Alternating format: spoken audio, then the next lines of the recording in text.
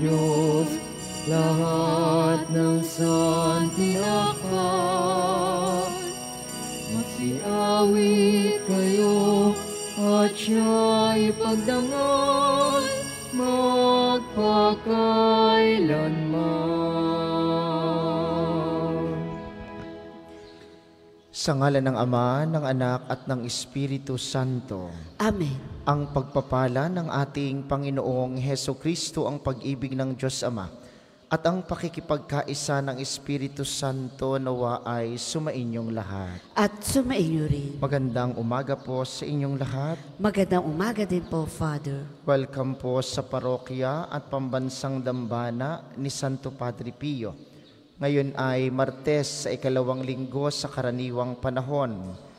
At kaisa ng lahat ng ating mga intensyon, ipanalangin natin ang lahat ng mga nagpamisa, lahat ng mga nagdiriwang ng kaarawan at anibersaryo sa araw na ito, ang mga patuloy na dumudulog kay Santo Padre Pio para sa kanilang mga kahilingan at karamdaman, at para sa kapayapaan ng kaluluwa ng lahat ng ating mga yumao. Aminin muna natin ang ating mga kasalanan upang tayo'y maging marapat gumanap sa banal na pagdiriwang.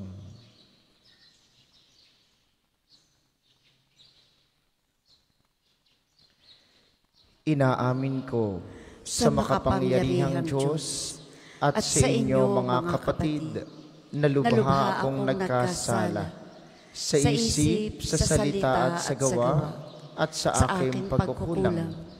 Kaya isinasamo ko sa mahal na Birheng Maria, sa lahat ng mga anghel at mga banal, at sa inyo mga kapatid, na ako'y ipanalangin sa Panginoong ating Diyos. Kaawaan tayo ng makapangyarihang Diyos, patawarin tayo sa ating mga kasalanan, at patnubayan tayo sa buhay na walang hanggan. Amen. Panginoon, kaawaan mo kami. Panginoon, kaawaan mo kami. Kristo, kaawaan mo kami. Kristo, kaawaan mo kami. Panginoon, kaawaan mo kami. Panginoon, kaawaan mo kami.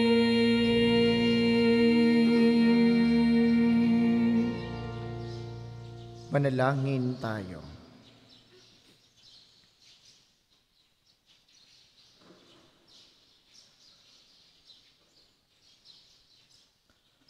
Ama naming makapangyarihan, ang langit at lupa'y iyong pinamamahalaan. Dinggin mo ang pagluhog ng iyong sambayanan at pagkalooban mo kami ng kapayapaan araw-araw. Sa pamamagitan ni Hesukristo, kasama ng Espiritu Santo magpasawalang hanggan. Amen.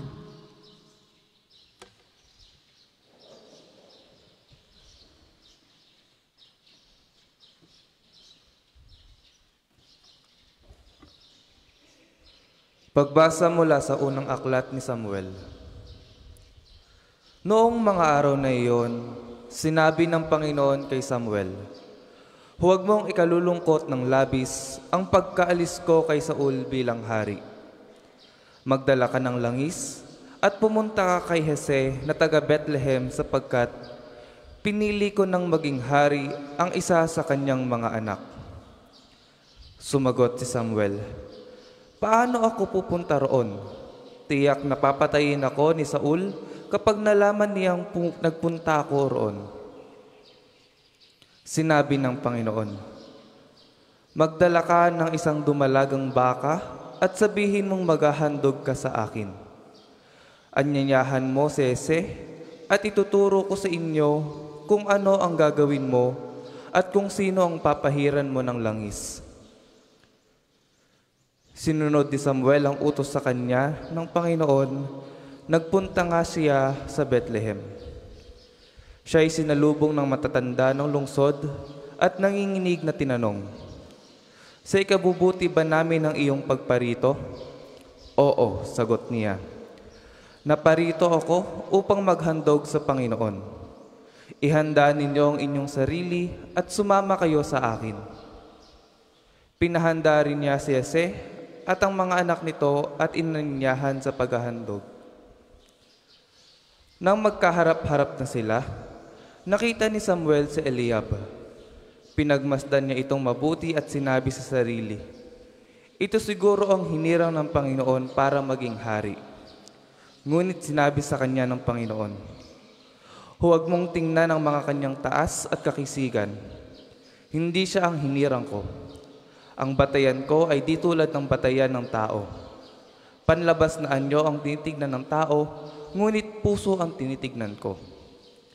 Pagkaraan ni Eliab, tinawag ni Jose si Abinadab at pinaraan din sa harapan ni Samuel. Ngunit umiling si Samuel at sinabi, "Hindi rin siya ang hinirang ng Panginoon." Tinawag ni Jose si Sama, ngunit sinabi rin ni Samuel na hindi ito ang pinili ng Panginoon. Isa-isang tinawag ni Jose ang 7, ngunit wala pinili sa kanila ang Panginoon. Kaya tinanong ni Samuel si Jose, "Wala ka na bang anak kundi yan?" "Mayroon pang isa, yung pinakabata at pastol ng aking mga tupa," sagot ni Jose. Sinabi ni Samuel, "Ipasundo mo. Hindi natin sisimula ng paghahandog hanggat hindi siya dumarating." At sinundo nga ng anak na ito ni Jose. Siya ay makisig na binatilyo, malusog at nangungusap ang mga mata. At sinabi ng Panginoon kay Samuel, "Siya ang hinirang ko. Pahiran mo siya ng langis." Kinuha ni Samuel ang sisidlan ng langis at pinahiran si David sa harapan ng kanyang mga kapatid. At mula noon, sumakanya ang Espiritu Santo. Pagkatapos, si Samuel ay umuwi na sa Rama. Ang salita ng Diyos. Salamat sa Diyos. Ang tugon po sa Salmo, si David na aking lingkod, ang hirang kong ibinukod. Si David na aking lingkod, ang hirang kong ibinukod. Ika'y nagsalita noon pamanguna, sa mga lingkod mo at ipinakita, yaong pangitain at ito ang badya. Aking pinutungan ang isang dakila na aking pinili sa gitna ng madla. Si David na aking lingkod, ang hirang kong ibinukod. Ang piniling lingkod na ito ay si David, aking pinahiran na banal na langis. Kaya't palagi ko siyang aakbayan at siya'y lalakas sa aking patnubay. Si David na aking lingkod, ang hirang kong ibinukod.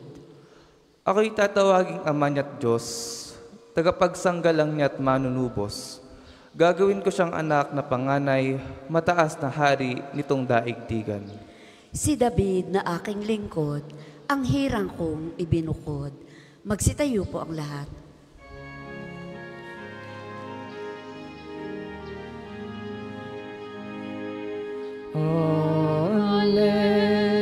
Alleluia, alleluia, alleluia,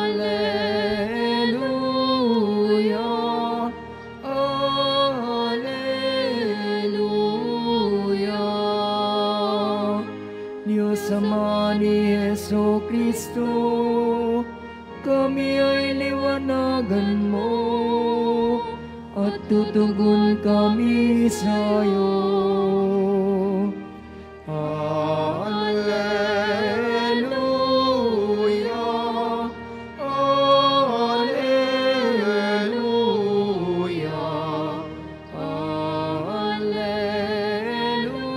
alleluia, alleluia. Sumainyo ang Panginoon. At sumainyo rin. Ang mabuting balita ng Panginoon ayon kay San Marcos. Papuri sa iyo, Panginoon. Isang araw ng pamamahinga, naparaan si Jesus at ang kanyang mga alagad sa tabi ng triguhan. Habang daay nangingitil ng uhay ang mga alagad, kaya't sinabi ng mga Pariseyo kay Jesus, "Tingnan mo ang ginagawa ng iyong mga alagad. Bawal iyan kung araw ng pamamahinga." Sinagot sila ni Jesus, "Hindi pa ba ninyo nababasa ang ginawa ni David noong si Abiatar ang pinakapunong saserdote? Nang siya at ang kanyang mga kasamay magutom at walang makain, pumasok siya sa bahay ng Diyos at kumain ng tinapay na handog sa Diyos. Ayon sa kautusan, ang mga saserdote lamang ang may karapatang kumain niyon. Ngunit kinain iyon ni David at binigyan pa ang kanyang mga kasama." Sinabi pa ni Jesus, "Itinakda ang araw ng pamamahinga para sa kabutihan ng tao. Hindi nilikha ang tao para sa araw ng pamamahinga. Kaya't maging ang araw ng pamamahinga ay nasa ilalim ng kapangyarihan ng anak ng tao." Ang mabuting balita ng Panginoon. Pinupuri ka namin, Panginoong Hesukristo.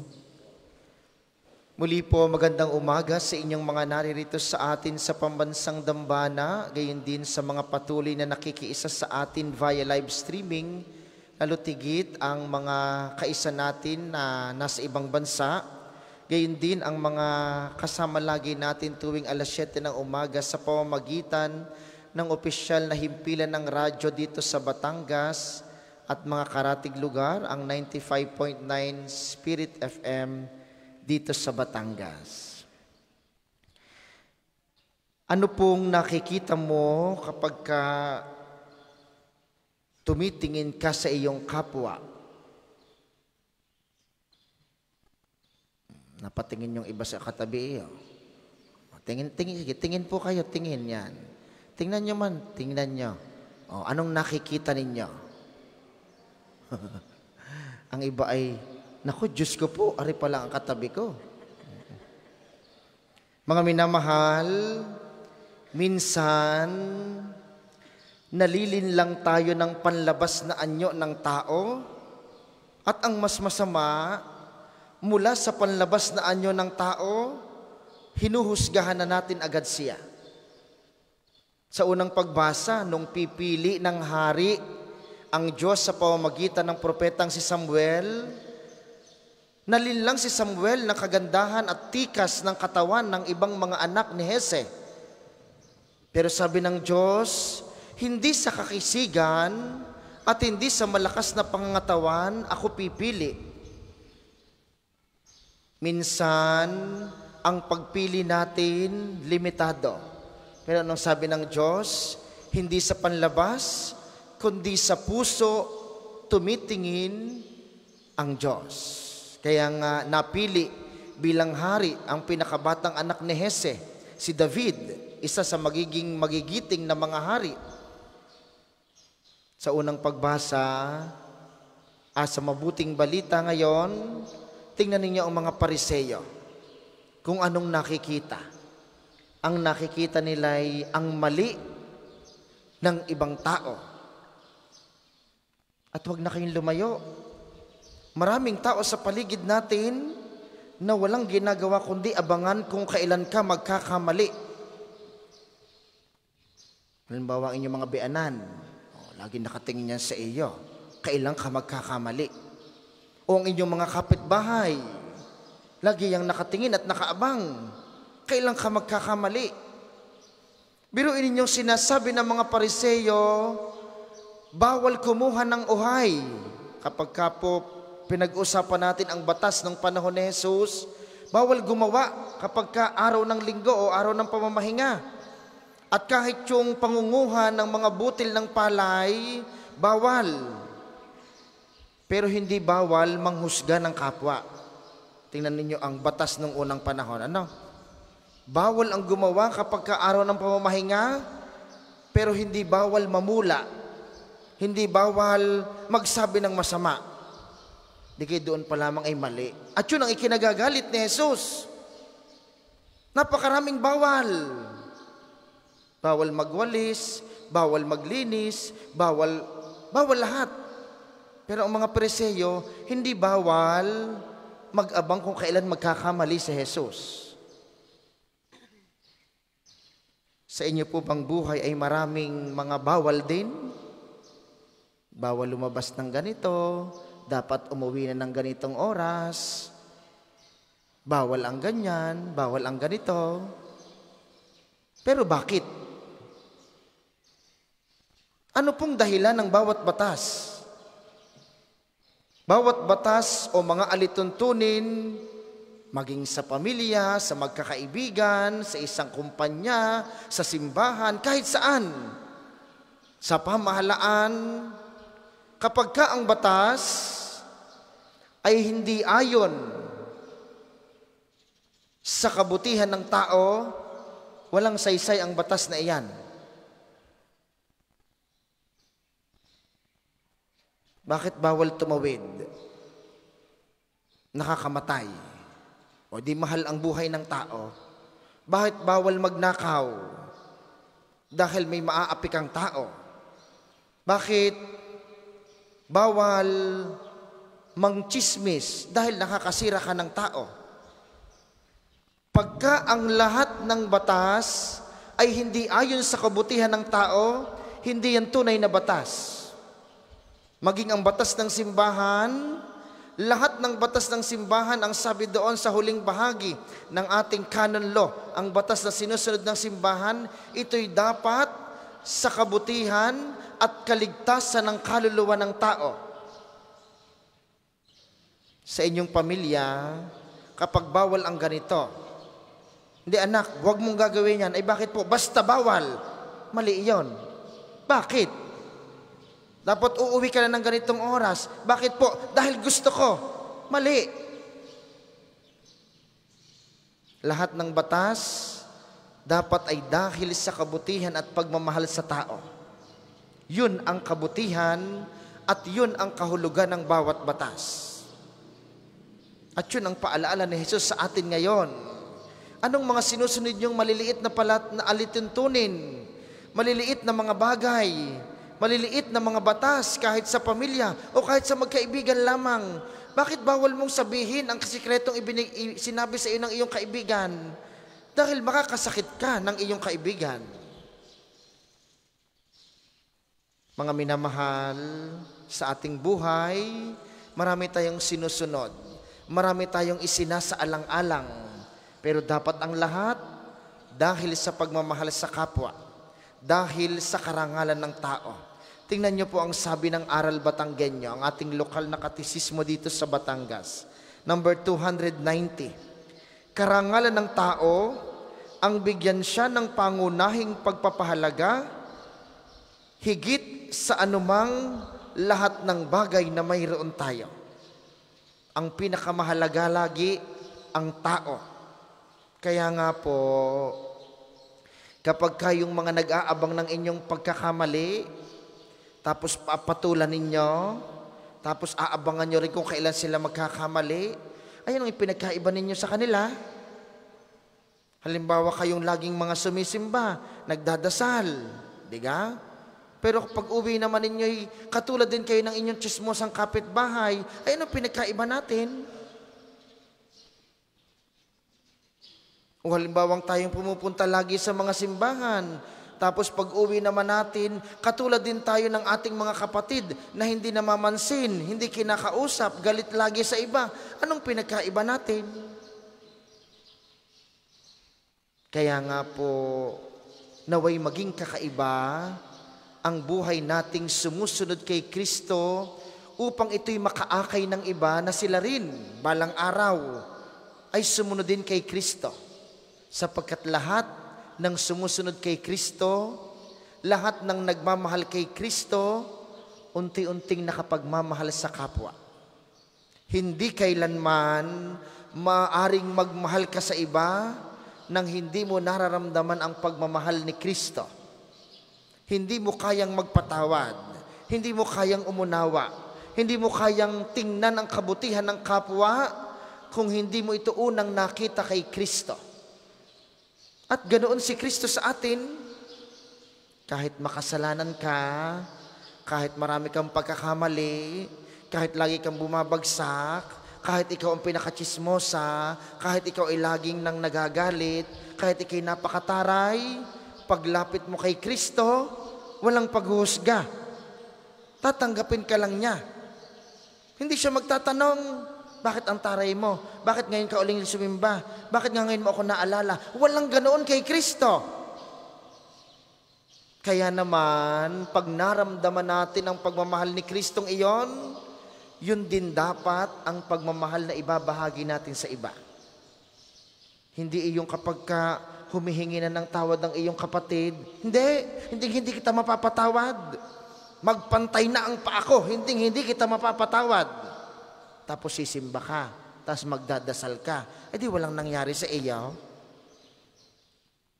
Mga minamahal, sa banal na misang ito, hilingin ninyo kay Kristo na tatanggapin mamaya sa banal na komunyon. Ibulong niyo po sa Kanya, Panginoon, bigyan mo po ako ng isang mapagpakumbaba at kumikilalang puso sa iyong pagmamahal upang sa kabila ng aking mga kahinaan, kapag ka dumadating ang pagkakataong nakikita ko rin ang kahinaan ng iba, maiparamdam ko rin sa kanila ang pagmamahal na tinanggap ko mula sa iyo. Yung pagmamahal na umuunawa, yung pagmamahal na nagpapatawad, yung pagmamahal na lagi nang tumatanggap, maging magkamaliman ang aking kapwa. Para sa mga maghahandog na sobre, pakihulog na lamang po sa buslo.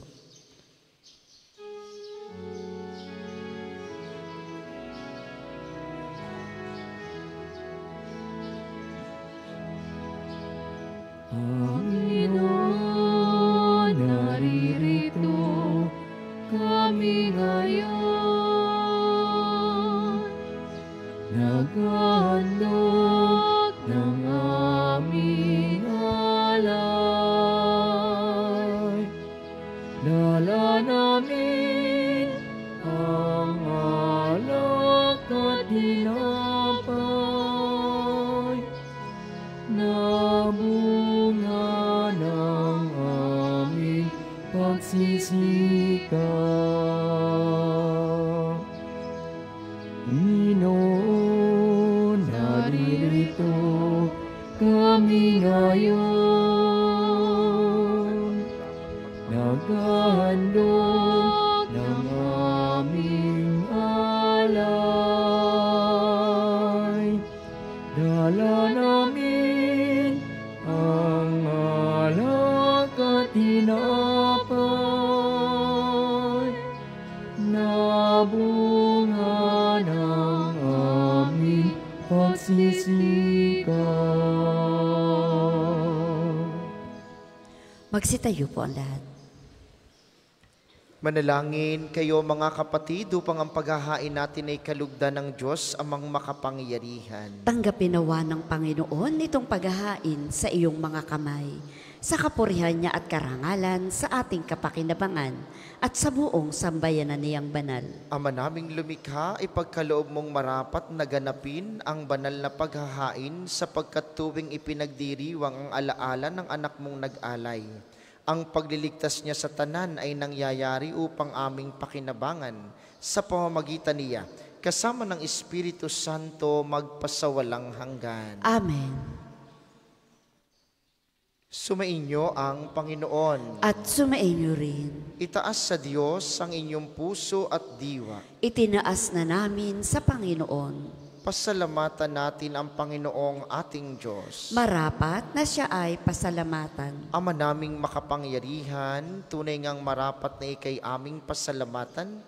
Sa iyong paglingap at kagandahang loob ang tao'y nilikha mo't pinangangasiwa sa sansinukob. Sa hangad mong siya'y iwastong lubos, siya'y pinagdusa mo sa kanyang pagtalikod. Sa iyong paggiliw, iyong ipinahintulot na makabalik siya sa pamamagitan ni Kristo Jesus. Kaya kaisa ng mga anghel na nagsisiawit ng papuri sa iyo, nang walang humpay sa kalangitan, kami nagbubunyi sa iyong kadakilaan.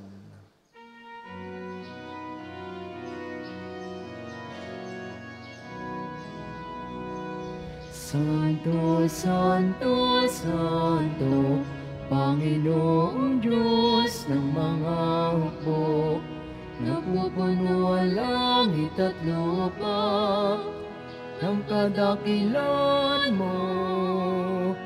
Hosana, Hosana sa kaitaasan. Pinagpalang na paririto sa ngalan ng Panginoon. Hosana, Hosana sa kaitaasan.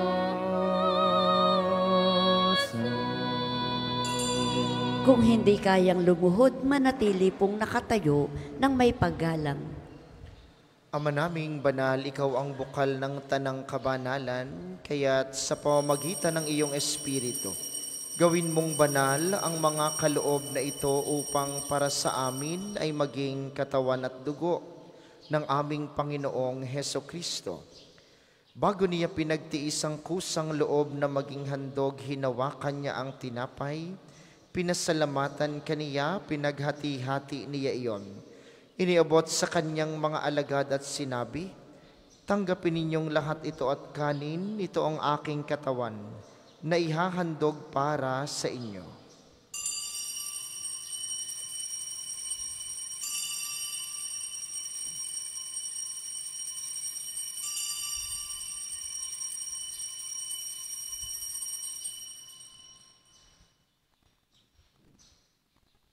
Kaya hindi naman nung matapos ang hapunan, hinawakan niya ang kalis, muli kaniyang pinasalamatan.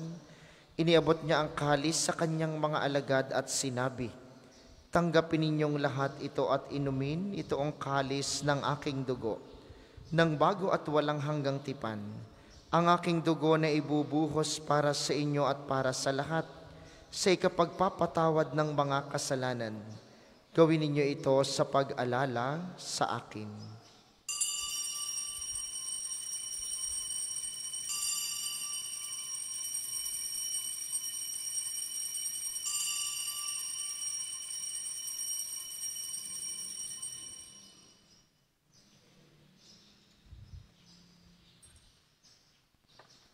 Ipagbunyi natin ang misteryo ng pananampalataya. Si Kristo'y namatay, si Kristo'y nabuhay, si Kristo'y babalik sa wakas ng panahon. Ama, ginagawa namin ngayon ang pag-alala sa pagkamatay at muling pagkabuhay ng iyong anak. Kaya't iniaalay namin sa iyong tinapay na nagbibigay buhay at ang kalis na nagkakaloob ng kaligtasan. Kami nagpapasalamat dahil kami iyong minarapat na tumayo sa harap mo para maglingkod sa iyo. Isinasamo namin kaming magsasalo-salo sa katawan at dugo ni Kristo'y mabuklod sa pagkakaisa sa pamamagitan ng Espiritu Santo. Ama, lingapin mong iyong simbahang laganap sa buong daigdig. Puspusin mo kami sa pag-ibig kaisa ni Francisco na aming Santo Papa at ni Gilbert na aming obispo at ng Tanang Kaparian. Alalahanin mo rin ang mga kapatid naming nahimlay nang may pag-asang sila'y muling mabubuhay, gayon din ang lahat ng mga pumanaw. Kaawaan mo sila at patuloyin sa iyong kaliwanagan.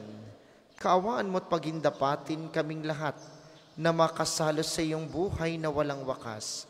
Kaysa ng mahal na Birheng Maria, ang ina ng Diyos, ni San Jose na kanyang esposo, kaysa ng mga apostol at ng lahat ng mga banal na namuhay dito sa daigdig ng kalugod-lugod sa iyo, maipagdiwang nawa namin ang pagpupuri sa ikararangal mo sa pamamagitan ng iyong anak na aming Panginoong Heso Kristo.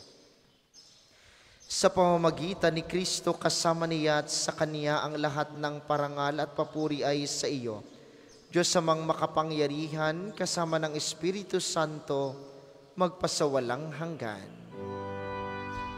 Amen. Amen. Amen.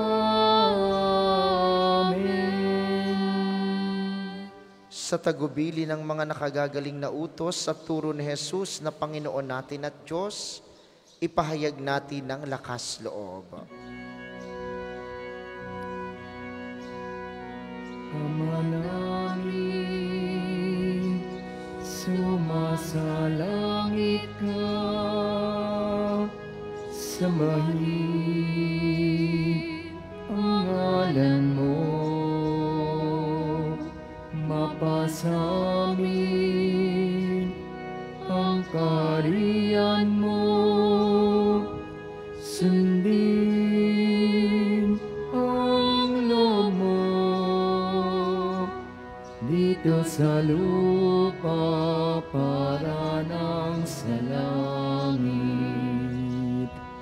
Bigyan mo kami ngayon ng aming kakanin sa araw-araw, at patawarin mo kami sa aming mga sala para nang pagpapatawad namin sa nakakasala sa amin, at huwag mo kami ipahintulot sa tukso, at iadya mo kami sa lahat ng masama. Hinihiling namin kami iadya sa lahat ng masama, pagkalooban ng kapayapaan araw-araw, iligtas sa kasalanan at ilayo sa lahat ng kapahamakan, samantalang aming pinananabikan ang dakilang araw ng pagpapahayag ng tagapagligtas naming si Heso Kristo. Sapagkat iyo ang kaharian at ang kapangyarihan at ang kapurihan magpakailanman. Amen. Panginoong Heso Kristo, sinabi mo sa iyong mga apostol, kapayapaan ang iniiwan ko sa inyo, ang aking kapayapaan ang ibinibigay ko sa inyo. Tunghayan mo ang aming pananampalataya at huwag ang aming mga pagkakasala. Pagkalooban mo kami ng kapayapaan at pagkakaisa ayon sa iyong kalooban, kasama ng Espiritu Santo magpasawalang hanggan. Amen. Ang kapayapaan ng Panginoon ay laging sumainyo. At sumainyo rin. Magbigayan kayo ng kapayapaan sa isa't isa.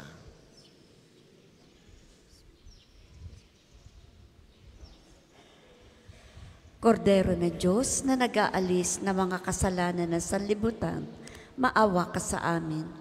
Kordero ng Diyos na nag-aalis ng mga kasalanan ng sanlibutan, maawa ka sa amin. Kordero ng Diyos na nag-aalis ng mga kasalanan ng sanlibutan, ipagkaloob sa amin ang kapayapaan. Kung hindi po kayang lumuhod, manatili pong nakatayo ng may paggalang.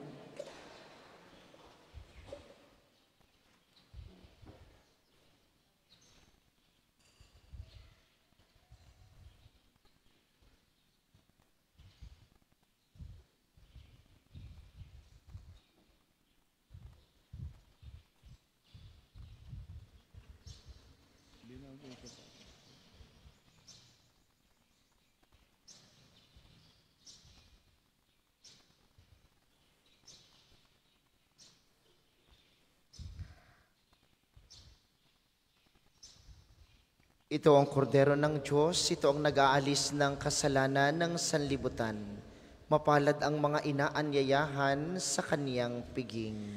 Panginoon, hindi ako karapat-dapat na magpatuloy sa iyo, ngunit sa isang salita mo lamang ay gagaling na ako.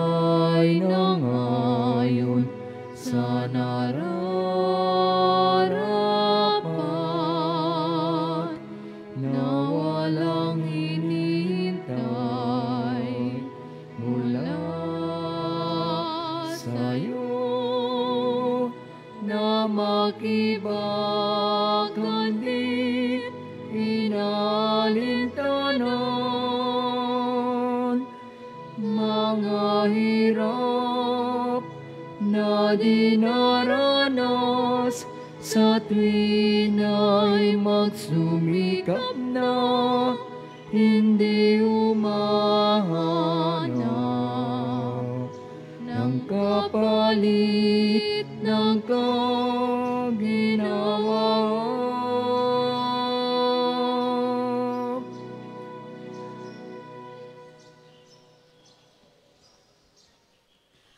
Ang isasagawang second collection ay ginagamit sa patuloy na pagpapaunlad ng parokya at pambansang dambana ni Santo Padre Pio.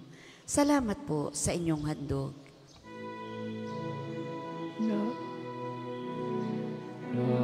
Di naghihintay, kundi ang aking kapatid,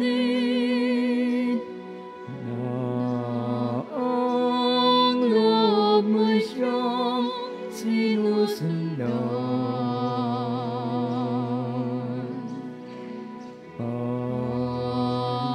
Panginoon, turuan mo akong maging bukas palad. Turuan mo akong maglingkod sa iyo, na magbigay ng ayon sa nararapat, na walang hinihintay mula sa'yo.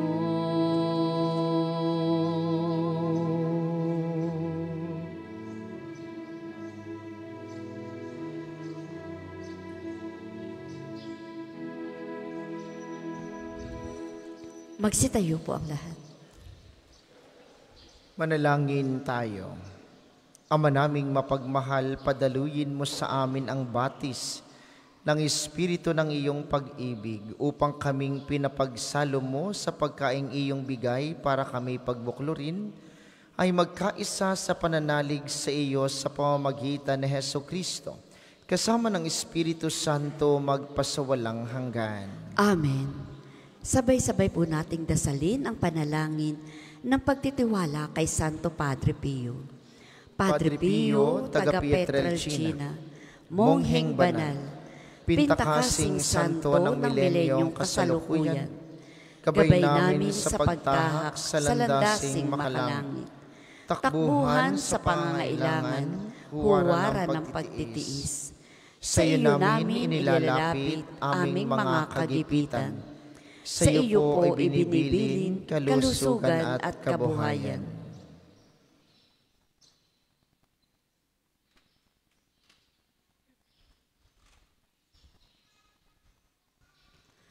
Di man karapat-dapat, kami po ay pagbigyan, bendisyonan at basbasan, maging ganap sa buhay. Lumayo nawa kami, umiwas sa kasalanan.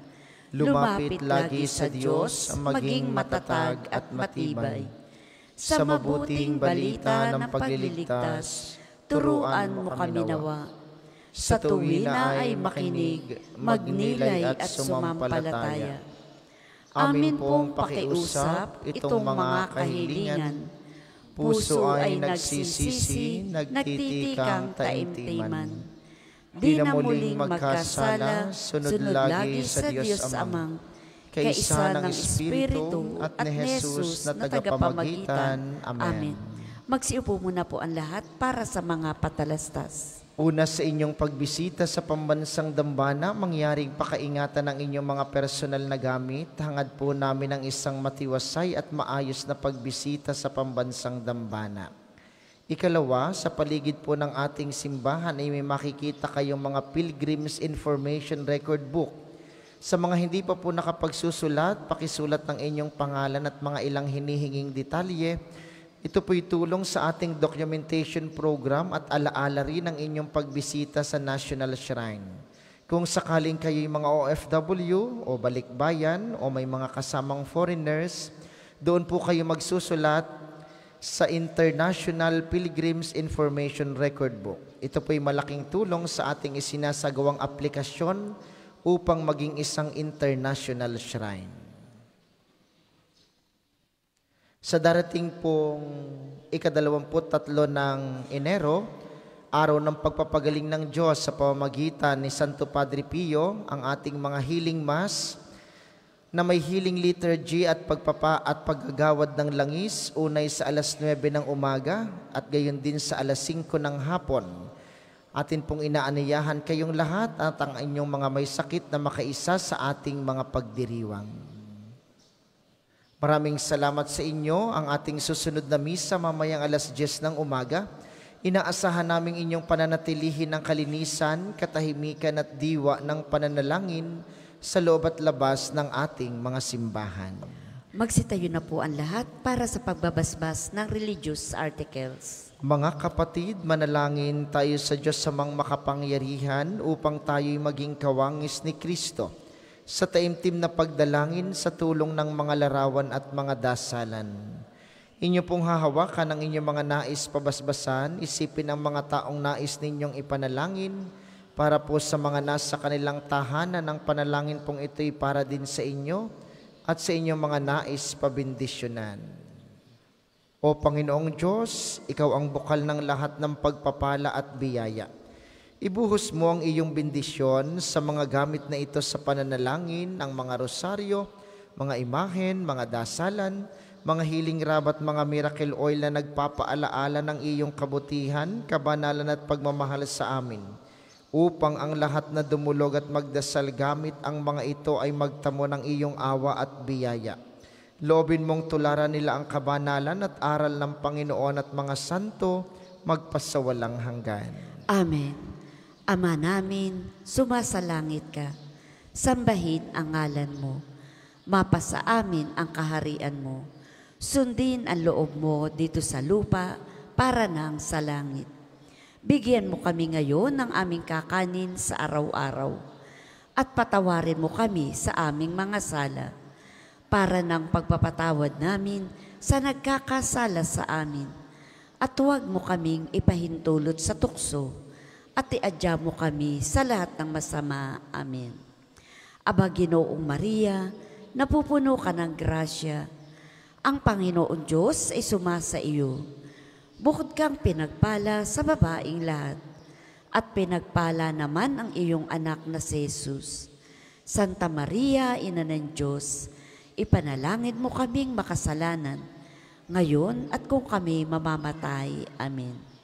Luwalhati sa Ama, sa Anak, at sa Espiritu Santo, kapara nung una, ngayon, at magpasawalang hanggan. Amen. Aba Ginoong Maria, napupuno ka ng grasya. Ang Panginoon Diyos ay sumasa iyo. Bukod kang pinagpala sa babaing lahat, at pinagpala naman ang iyong anak na si Jesus.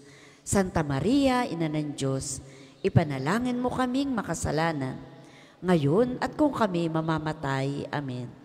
Luwalhati sa Ama, sa Anak, at sa Espiritu Santo, kapara nung una, ngayon, at magpasawalang hanggan. Amen. Maraming salamat sa ating mga tagapaglingkod at sa inyo pong lahat na nakiisa sa ating banal na pagdiriwang.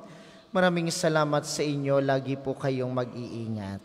Sumainyo ang Panginoon. At sumainyo rin. At pagpalain kayo ng makapangyarihang Diyos, ang Ama, Anak at Espiritu Santo. Amen. Ang banal na misa ay naialay na. Humayo kayong mapayapa. Gawin ang lahat sa ngalan ng pag-ibig. Salamat sa Diyos. Mayo at lipayang, kanyang paggaling at abang, sa buhay, pag-ibig at katarungan, tanda ng